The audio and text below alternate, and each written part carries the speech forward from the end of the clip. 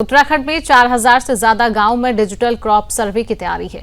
इसमें राजस्व, उद्यान, कृषि और गन्ना विकास विभाग के कर्मचारी सर्वे करेंगे। इसके लिए कर्मियों को प्रशिक्षण देने का काम चल रहा है। राज्य में 16,000 से अधिक गांव हैं। इन गांवों में लगी फसल का ब्यौरा मैनुअल तैयार किया जाता है। ऐसे फसल और क्षेत्रफल की जानकारी होती है। अब कृषि मंत्रालय ने डिजिटल क्रॉप सर्वे करने का निर्देश दिया है। पहले राज्य में पायलट प्रोजेक्ट के तहत कुछ जगहों पर यह सर्वे करने पर विचार था, लेकिन अब प्रदेश के 4,400 गांवों में डिजिटल क्रॉप सर्वे करने का निर्णय लिया गया है। इसमें सर्वे का रिकॉर्ड डिजिटल तौर पर तैयार किया जाएगा। डिजिटल क्रॉप सर्वे में मोबाइल ऐप का इस्तेमाल किया जाएगा। इसमें जैसे ही सर्वेयर खेत में पहुंचेगा तो जीपीएस लोकेशन आ जाएगी। सर्वेयर को संबंधित खेत का फोटो खींचकर ऐप में अपलोड करना होगा। फिर खेत स्वामी, खेत का क्षेत्रफल, उसमें बोई गई फसल का रिकॉर्ड दर्ज किया जाएगा। यही नहीं, खेत में कितने वृक्ष हैं उसको भी दर्ज किया जाएगा। खेत सिंचित या असिंचित है उसका भी रिकॉर्ड रहेगा।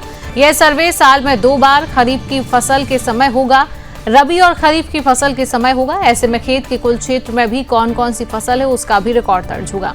अगर किसान खेत में फसल को बदलता है तो उसका भी रिकॉर्ड होगा।